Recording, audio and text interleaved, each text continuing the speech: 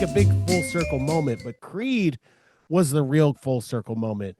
I mean, what Richard said to me, and I believe this too, and I think you guys will agree with me. Scott Stapp is the luckiest man in music on the face of the earth right now. And this is why fell to the bottom of the barrel with his band. He was drunk on stage.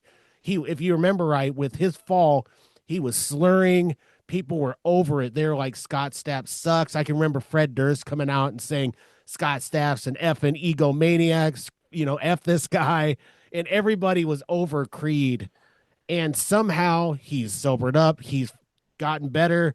And his voice and that band were absolutely phenomenal. So I kind of want to get your takes on it. I'll ask you, Randy, like Scott Stapp. I mean, I don't know if you remember when he had his fall from fame, but I mean, it was a pretty big stumble, wasn't it?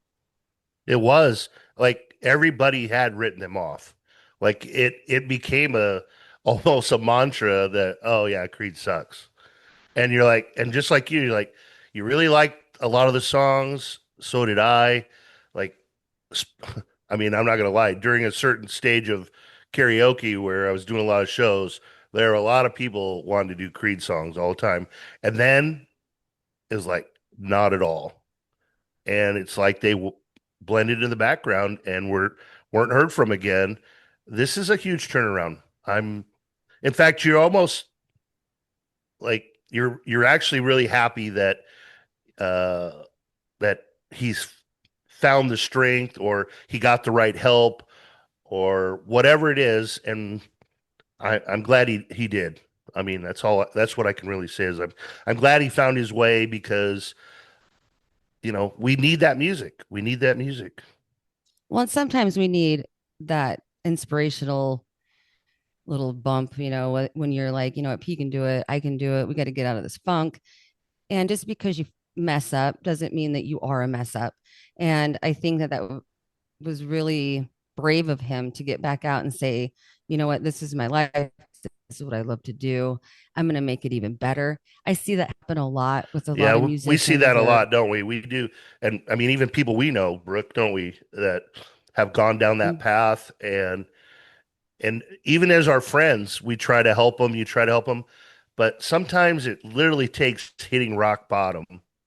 I mean, literally rock bottom for them to realize, man, I don't want to live this way. And here's a guy super talented, has all the resources in the world, has a mega band. Um, I, I hate to but say it, but sometimes you have to hit rock bottom to get back up. And thank God that he did. Some of these guys, they end up dead, in the back of the tour bus. I mean, when this stuff happens, there's a lot of guys where their redemption story, it never happens. It never comes. Yeah, they don't get the chance. And so I think that it kind of lifts me up and takes me higher, just like Creed.